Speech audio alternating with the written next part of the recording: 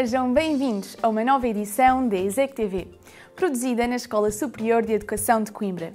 Eu sou a Cristiana Oliveira e hoje apresento-vos uma edição especial, onde vamos recordar os desafios da profissão de jornalista antes do 25 de Abril. Vamos ainda ouvir algumas opiniões sobre a ideia de liberdade nos dias de hoje. A liberdade, para mim, foi uma grande conquista do 25 de Abril, sem dúvida.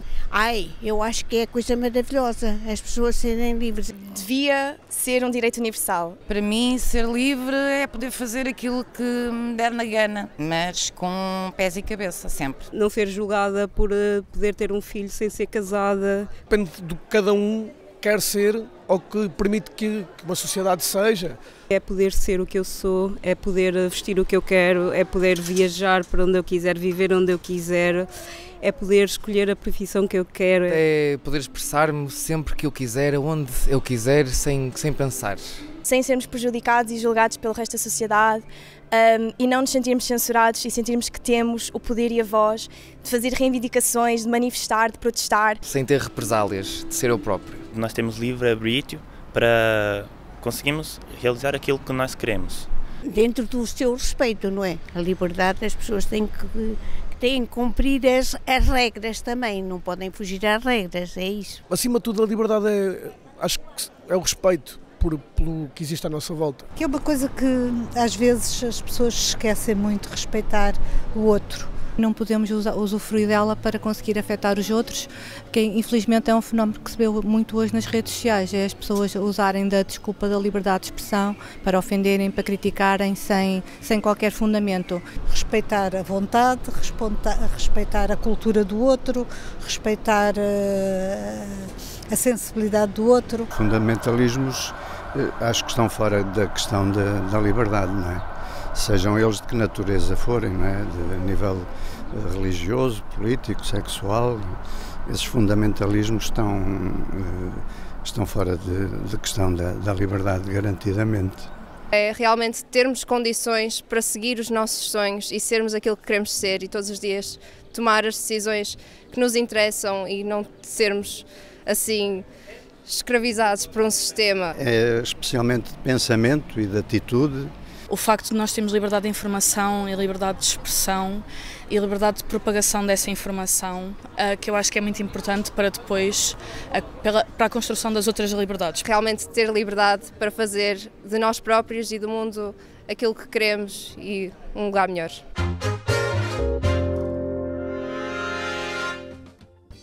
Ser jornalista antes do 25 de Abril era uma tarefa complexa. Trabalhar a informação numa altura em que não havia liberdade de expressão. Recordamos um trabalho com alguns jornalistas que começaram a sua atividade em plena ditadura, onde procurámos saber que valor tinha a informação, o que podia ser noticiado, quem eram os censores e como atuavam. Sansão Coelho, Varela Pé Curto, Jorge Castilho, Lino Vinhal e Braga da Cruz contam-nos como era ser jornalista numa época em que imperava o lema "na dúvida, corta". Ser jornalista antes do 25 de Abril era uma tarefa complexa e bastante frustrante. Elaborávamos os noticiários em folhas metade de A4 e tinham que ser rubricadas, cada notícia tinha que ser rubricada pelo intendente. Eu fotografei o Salazar do lado esquerdo, que era o melhor. Mas fiz isto sem intuição, né? Intenção. Mas a fotografia ficou muito boa. Havia só uma televisão pública, as rádios tinham sido silenciadas, como vocês sabem, portanto, cá em Coimbra pouco ou nada sabia. Tinha havido alguma coisa para Lisboa, mas não sabia bem o que era. É de gostar ou não de uma profissão, dedicar-se a ela e procurar ser o mais preciso possível dentro dos seus cânones, porque há uma diferença muito grande, como eu já disse, entre o hoje e o ontem.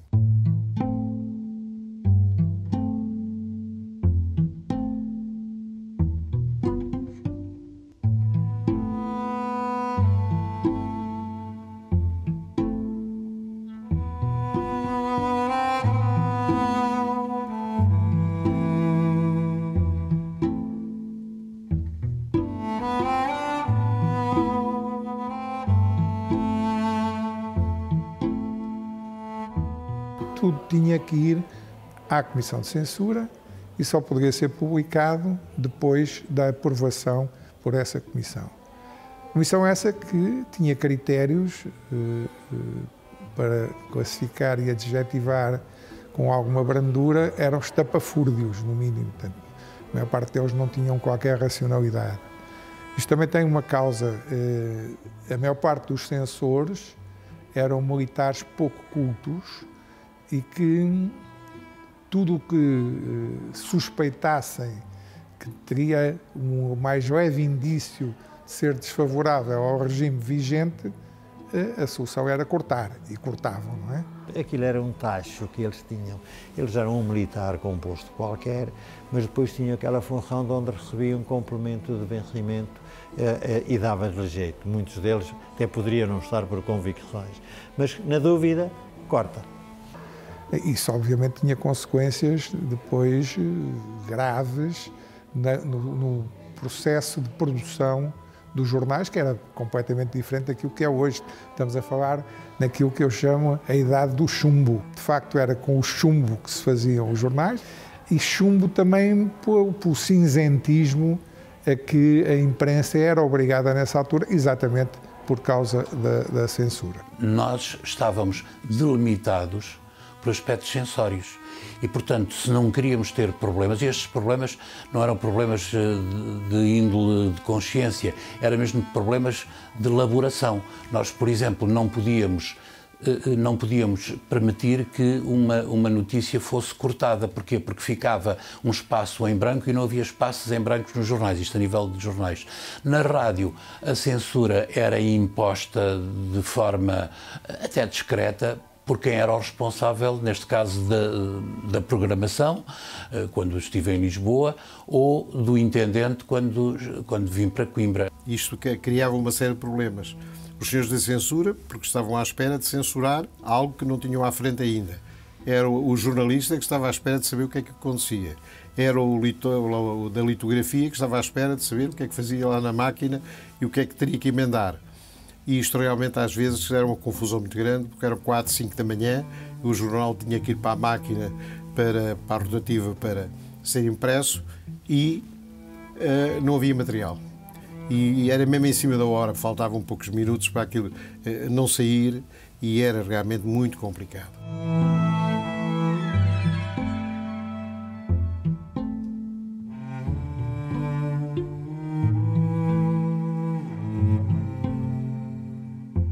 Os textos eram levados ao fim da tarde e durante a noite eu entrava em contacto com eles a perguntar-lhe se havia alguns cortes ou se não havia alguns cortes. E eles lá diziam, este não sai, o resto pode sair.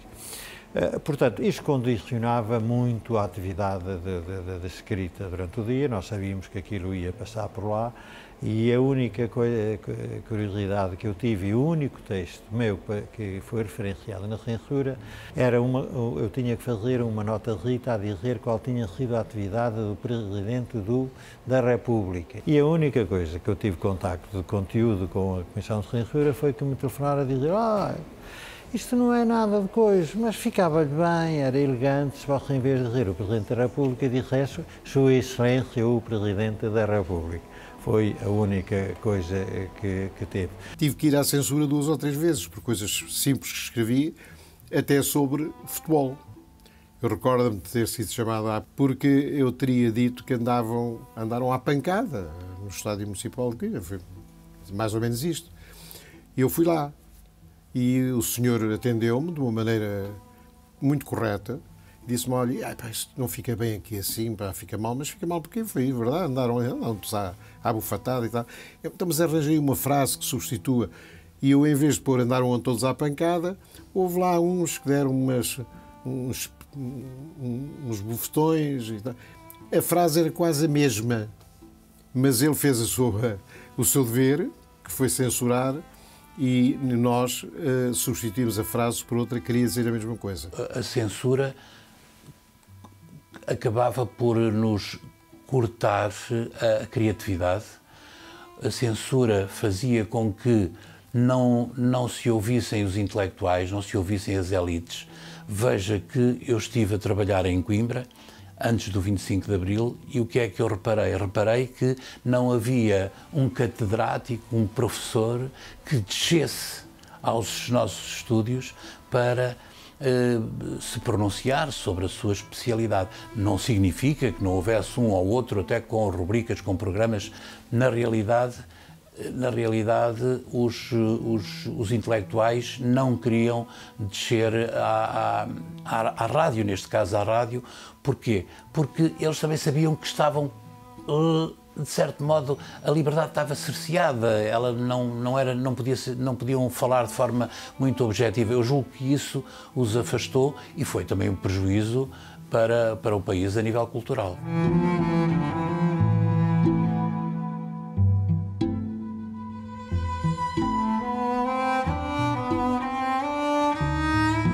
Havia muitas pessoas nessa altura que tinham a noção de que a censura era uma coisa grave. Tenho a impressão que havia muitos jornalistas que achavam que aquilo que era uma coisa sem importância nenhuma. Havia alguns que tinham ficha, havia outros que não tinham ficha nenhuma e que não tinham lá nada anotado. Mas também havia outros que eram mais inteligentes e que já sabiam muito do que se passava, estavam mais bem informados e, portanto, tinham outro comportamento. E na PIDE eles sabiam isto.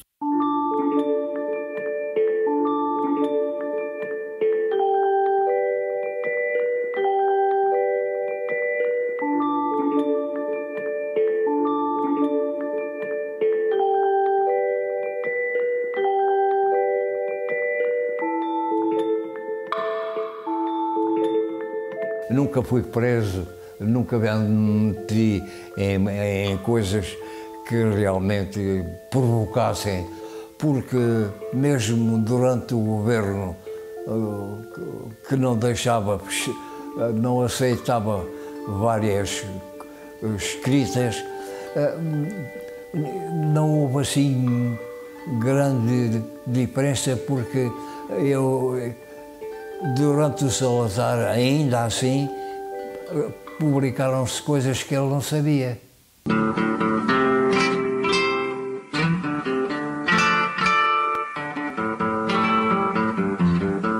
Era uma espécie de jogo do gato e do rato. Ou seja, o jornalista tinha que começar por fazer uma espécie de autocensura, portanto, saber identificar quais eram os elementos na construção do seu texto suscetíveis de virem a ser cortados e tentar de alguma forma, ou substituí-los por outros mais inócuos ou disfarçá-los, portanto, mascará-los, tentando ludibriar os critérios sensórios. E isso era um exercício realmente difícil e, na maior parte dos casos, não bem sucedido, não é?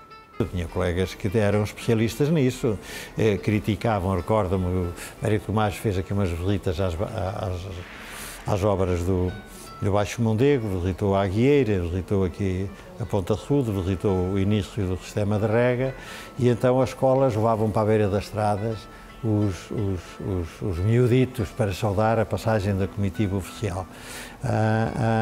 E os miuditos, até para mostrar uma identificação do povo com o regime, levavam uma fotografia Rita, estava no passeio a acenar à passagem do carro. E o colega, por exemplo, que já morreu, que era um homem que sabia como levar as coisas, não foi meigo no texto, mas pôs fotografias dos miúdos com as fotografias, está a ver? Uma coisa matava a outra. A nível de reportagem, praticamente não havia vivos, não é? Não se faziam reportagens em direto, trabalhávamos fundamentalmente em estúdio e fazíamos as reportagens gravadas. Agora, muitas vezes tínhamos que jogar com os diversos contextos de audiência. Eu, por exemplo, para falar de revolução, nós dizíamos que vinha aí uma nova primavera. De facto, era já quase uma espécie de código a determinado nível, como a Aurora era sinónimo de socialismo. Havia, de facto, estas nuances linguísticas que permitiam falar para um público mais esclarecido e depois tuteávamos, tocato lá, com um público de discos pedidos que existia, não é? Com quem era mais fácil e mais objetivamente se contactava, e aí, como deve compreender, também não conseguíamos penetrar ideologicamente falando, não é? Os factos que a censura era mais tolerante eram os acidentes. Por isso, se pegarem nos jornais dessa época, veem que a maior parte do espaço e as notícias com maior relevo eram acidentes, sobretudo se fossem trágicos, se provocassem mortes, e aí realmente os acidentes, digamos que não afrontavam o regime de uma forma direta. Indiretamente sim, porque muitos deles eram provocados por circunstâncias anómalas, como o mau estado das estradas, por exemplo. Vamos lá ver, cumprir a sua missão por inteiro, não. Porque o jornalismo por inteiro contém as palavras, contém as linhas, mas contém as entrelinhas. Está a ver? E você estava... O que podia fazer sem ninguém o perturbar era você descrever os factos completamente despidos de qualquer emoção e de qualquer interpretação. Portanto, quanto aos factos, você podia relatar uma parte deles, embora alguns não relatava. Eu recordo-me, ainda não estava no Diário Crime nessas funções, mas perturbações, por exemplo, na queima das fitas, na Praça da República, que era sempre um foco de tensão, factos que lá aconteciam, eles não passavam, não existiam. Pura e simplesmente para a Comissão de Censura, eles não existiam. A maior parte dos temas mais interessantes, estou-me a referir, por exemplo, a todas as atividades, ou à esmagadora maioria das atividades culturais, não podiam ser publicadas. Só para lhe dar um exemplo do que acontecia em Coimbra, os organismos académicos que se dedicavam, por exemplo, ao teatro, o TEUC e o CITAC, por aí fora, portanto, o mero anúncio da realização dos espetáculos, em muitos casos, era cortado. Na rádio era o imediatismo e, portanto, nós não íamos... No máximo o que acontecia era na programação, nos noticiários, como lhe disse, eles eram censurados. E, inclusivamente, rubricadas as folhas com as notícias que eram lidas. A nível da programação, enfim, podíamos aqui e ali fazer uma espécie de meandros pelo curso da programação, mas também não nos afastávamos muito. Não, eu tenho noção que nunca me senti também muito com a liberdade muito cerceada, porque eu também tinha alguma consciência das balizas. Acho que as pessoas eram imparciais, tinham que ter cuidado com os termos que utilizavam, sobretudo.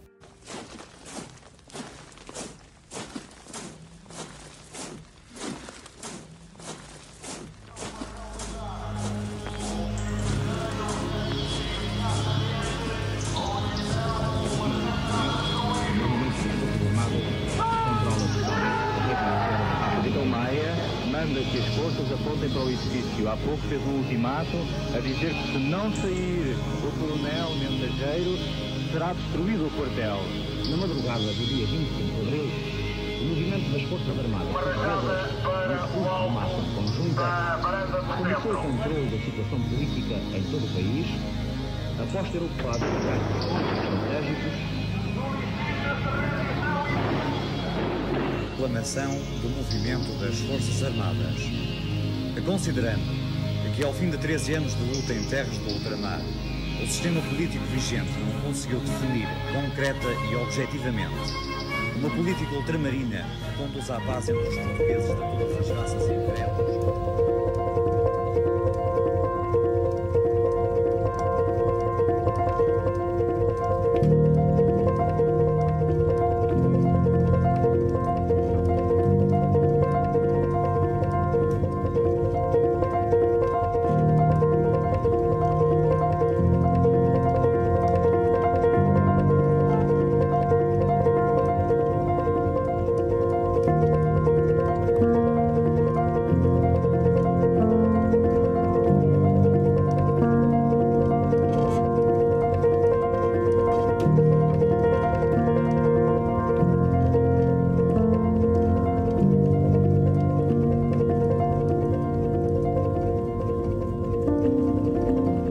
havia censura, deixou de existir esse problema, mas passámos a tentar, de cada um de nós, ter noção, ter consciência daquilo que podia e devia informar e como informar. Foi um período conturbado, para o bem e para o mal, porque foi um período em que realmente a liberdade, que há quase meio século não existia, de repente emergiu e explodiu, e portanto houve excessos em todos os setores e na imprensa, no jornalismo, de uma forma mais ampla também. Com o 25 de Abril houve uma total identificação a partir daí e de imediato, até entre a informação que se praticava, que se produzia, e o movimento político-militar, porque na altura era um movimento político-militar que acontecia. A coisa compôs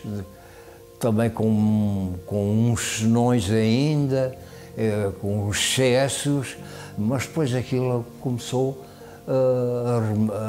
a melhorar e talvez com um pouco de boa vontade nós aceitemos aquilo que nos foi apresentado depois destes governos, que eram realmente incêndios, pontos violentos nas decisões que tomavam. Tá? Cortem, mesmo ponha a coisa.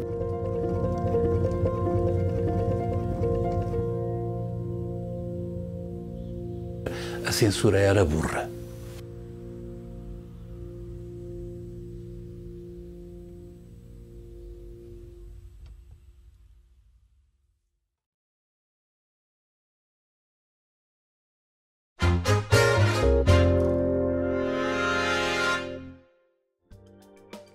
Passados 51 anos da queda da ditadura, será que existem novas formas de censura?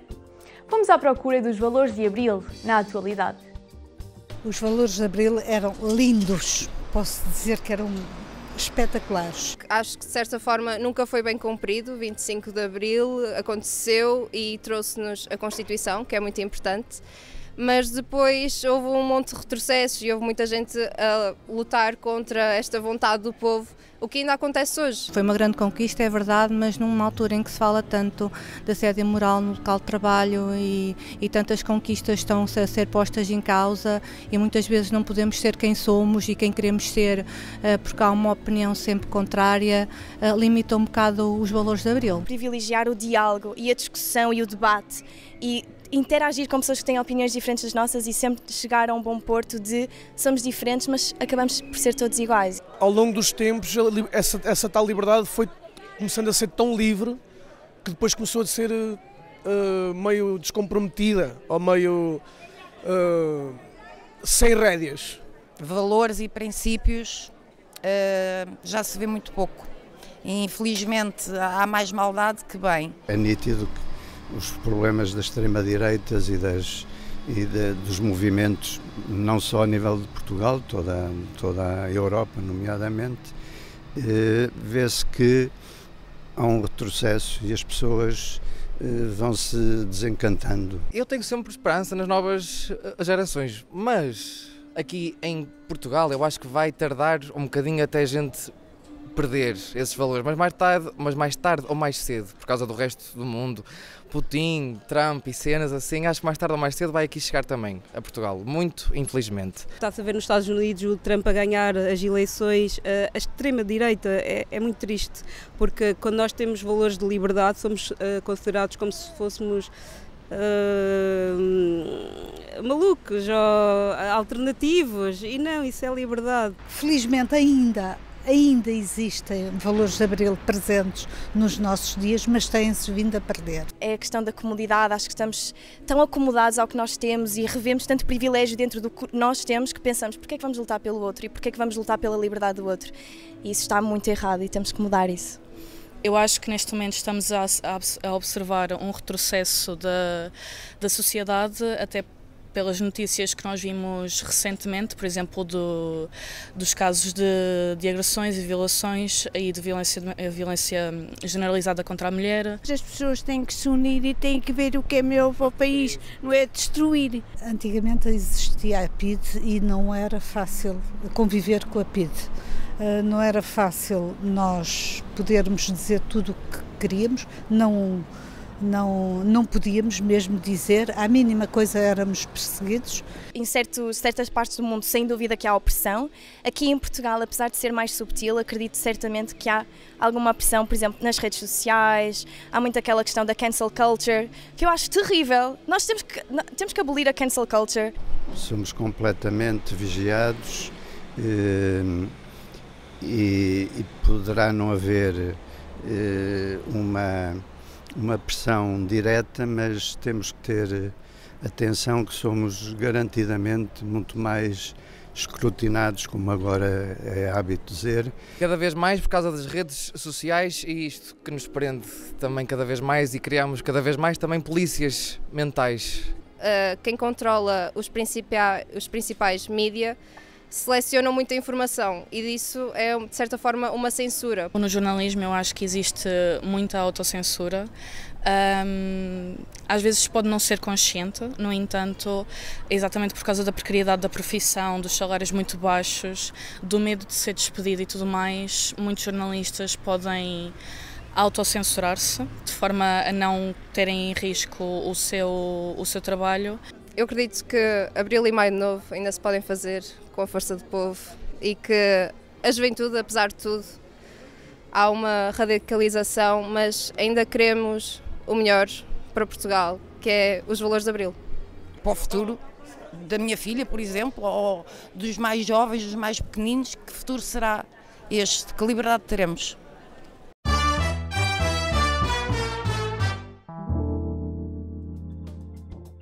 Terminamos assim mais uma edição. Marcamos encontro já na próxima sexta-feira, aqui na RTP2. Podem continuar a acompanhar o nosso trabalho na RTP Play e nos canais da ESEC TV. Obrigada por terem ficado desse lado e desejo-vos uma ótima semana.